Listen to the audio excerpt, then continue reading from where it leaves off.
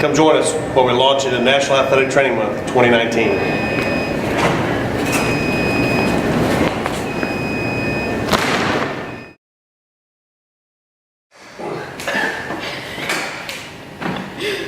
All right, welcome back to our episode, our webisode, our YouTube episode.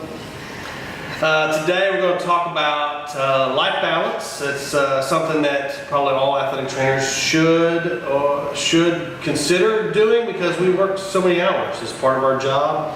If you didn't know that getting in, then you're doing it wrong.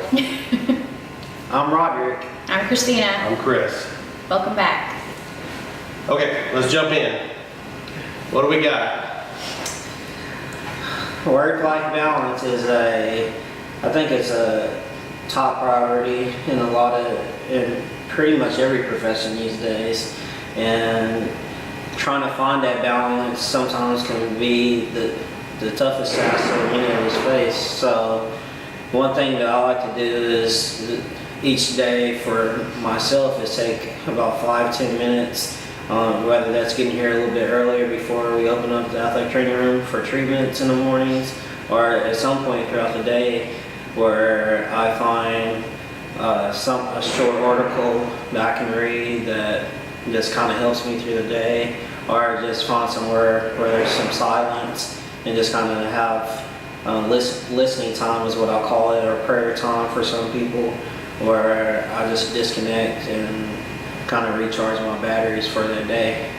I agree with you. I get here a little early in the morning so that I can just kind of gather my thoughts, figure out what I'm going to do for the day. It's quiet at that moment. You don't have people constantly asking you questions or about their bodies. So I like that. I got to give about 10 minutes of time. I get my coffee brewed, sitting here, take a couple sips, and then people start showing up. Yeah. We have a young professional here, so I don't know. Tell us about some life balance for you. Was it tough in college? I know it's pretty regulated In college, it can get tiresome because, especially like as a student and working in the collegiate setting, you don't have a lot of time. You've got kids coming to you in between classes when they don't have a class, but you're kind of trying to get stuff together for the practice that afternoon, trying to make some rehab plans and stuff like that. So it's a big juggle, and I would always say, all right, I'm not seeing anybody before 9 a.m. That way I can wake up, have my coffee, kind of gather myself, because once I get started at 9, I'm on campus until practice gets over. And then as a student, you really didn't have much time. You had an 8 a.m. class and you didn't get done until about 8:30, 9 o'clock that evening between all of your classes and then practice and clinicals and stuff like that. So it's definitely, you've got to find time for yourself. Okay, so we work probably with the three of us, 3 full-time athletic trainers at our school. I would say an average of 50 to 55 hours per week in my mind. Now, you're getting married, so have you thought about now how you're going to spend time with your husband? I think what we probably need to kind of sit down and establish is maybe like a date night or a date lunch or something like that. It gives us some time to really focus in on ourselves and kind of just really appreciate one another. We kind of do that now. So on the weekends, if we're both off, we try to say we're not scheduling anything around lunchtime or around dinner time, so we can spend time together and really just focus in on who we are as a couple and who we are as individuals. I think things changed for me when I was married. I was young, and my wife, I knew her in college. She knew what she was getting into. That the hours were long, so it was just me and my wife. It was pretty easy. Yes, there's some nights that I'm away. And you can relate to this too. Once you have children, now you've got people pulling you in different directions. And how do you balance that between the amount of hours we put in here? And I think whenever it was just my wife and I, there was 2 athletic trainers. So it was tough, especially this time of year is the worst time of year for us where everything is going on. It is. And honestly, without my wife, she's a lifesaver in that regards, and forcing me to the work-life balance many times, because as many of us in this profession knows, we can become very dedicated and pretty just focused on just getting tasks and doing the job that we're required to do.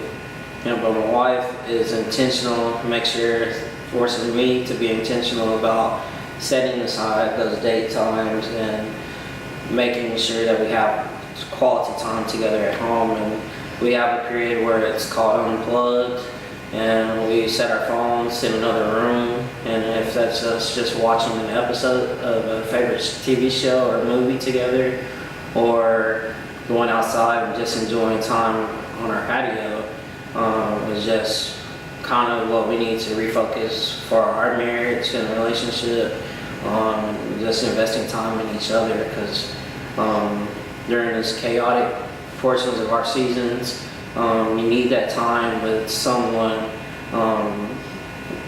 who you consider significant, your significant other, spouse, whatnot, just having good quality time together, listening to each other, and connecting with each other. It kind of stabilizes us during those busy seasons for us. Right, and I think that once I'm an outside the box thinker. I like to think outside what the normal scope of everybody's idea of how it should be, just because I'm always trying to push those boundaries to see if we can get. I think once I had children, it was okay, now I got to think of how I'm going to balance all this together. So I approached our administration, and they were real supportive. When I showed them ideas, we documented our hours at the time. This is the amount of hours we're working. These are all the sports we're covering, especially during the spring. And we would really like to improve our situation where we're not working 4 nights a week, where maybe we can have some time off. And they were real receptive. Now, it took a few steps to get everybody on board. I would say anytime we try to make a big change, it's taken about 3 years. So what we wanted to do, and I know position improvement is going to be another episode, but that was kind of where we started, was let's improve our position. Let's add an additional athletic trainer. So we did that. We added between the 2 high schools an additional one that floated kind of between the 2 campuses, which gave us some relief. We also got the administration to agree that we shouldn't work more than 3 nights a week. That was a big push. And our athletic director was definitely on board with that. And anytime we worked 3 nights a week, that was it. If there was additional night, we would contract out for that additional night. Because they understand, they've got families too, and they understand, I mean, normal sports may have 2 games on a typical week, where we're having 3 and sometimes 4, depending on what's going on. And we also get flex time. So one of us is here early in the morning for morning treatments at 6 o'clock, and the other 2 don't come in until later on, which makes it great because I can take my kids to school or take them to breakfast or whatever. Yeah, and the flex schedule and time has been great because it's allowed, like Chris stated, it's allowed me to be able to spend time with my younger daughter many mornings when my wife is already off to work, where we get to have daddy-daughter time. And I can't tell you how beneficial that is for our relationship and fostering that with her. And just spending many mornings watching typically favorite kids line up in TV shows, whether that's Sesame Street or Disney Channel related shows. So having a work-life balance has been very beneficial, especially with having 3 ATs full-time here on staff. Right, and just getting to that point where you realize, you're never going to get into that ideal job situation, and you're going to have to create that yourself. So once you get there, see what changes, evaluate that, see what changes you need to make. One of ours, because we were all having children around the same time before you got here. It was a new campus, everybody had kids at the same, we were all young, and so we got to figure something out. And yeah, just doing that, I think, and getting people to support you, which our administration did. Like I said, it's not something that happens overnight. To make those improvements in life balance, it's going to take a year or 2, and for us, probably about 3 years before we kind of got it to where we have it now. Or probably not to where we got it now, but where we have that additional floating athletic trainer, and then another 3 years to get a 3rd full-time at both campuses. So it takes a while. You can't expect, if you're going to make changes, improve your life balance, to happen overnight. But you do need to have people support you, and you do need to start those conversations. Yeah. Because they're going to understand. They have families just like we do. Yeah, I think being patient plays a big role in that, and I think also making sure that you are not burning bridges with key stakeholders in your pursuit of that work-life balance. And building relationships with people outside of your athletic training profession and your network. Getting to know your school administrators and those people that can make the moves that are necessary to afford you the extra position or to give you a flex schedule time base is very essential. So don't go burning bridges with people that you're going to need to depend on or count on later on down the road.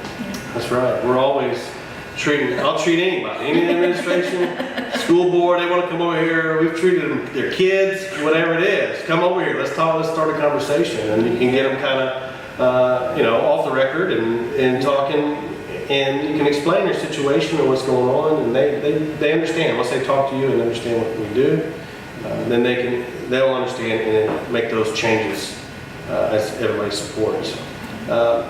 We've all been burned out. We've all been there or felt overwhelmed. That's just part of this job. You give so much. You're constantly giving and giving and giving. And it's tough. It's tough for that. I think every profession, service-oriented profession where all you do is give. Yeah. It's tough. It's going to take a toll. And you have to find a way to kind of relax and kind of reel it back in. You don't have anything else? Well, I got a few little work-life balance tidbits from Mental Health America. At work, just some suggestions is set manageable goals each day, be efficient with your time at work, and then at home, some ideas they give are divide and conquer, and don't overcommit yourself. I think that's one thing that sometimes, as Chris stated, being in service-oriented professions, we overcommit ourselves because we don't want to let anyone down. So don't overcommit yourself. Set a hard border. Sometimes is good for yourself and kind of helps prevent that burnout that we was talking about. So You can say no. You can say no. You don't always have to say yes. It's very tough to say no. I can promise you. Because I don't like to either. Yeah. But every now and then you have to say no. This was not on the schedule, or this was not something we were expecting. I cannot cover that for you. I'm sorry. Yeah. And as long as your administration supports you, I think you'll be just fine. Is that it? You got anything? I mean, if y'all have any ideas for work-life balance, leave them in the comments below. I think that would be a great idea to help just the whole athletic training community kind of figure out ways to help each other. Make sure you like and subscribe. Like and Yes, subscribe. People always say that. I don't know what that means. Try to get those YouTube. yes. YouTube, hit us up on Twitter, Instagram, Facebook. And we'd love to hear from you, and we may even respond back. So Yeah. stay posted and tell people to come follow us. All right. And if y'all have a name suggestion, we're still looking. Okay. Later on. Later.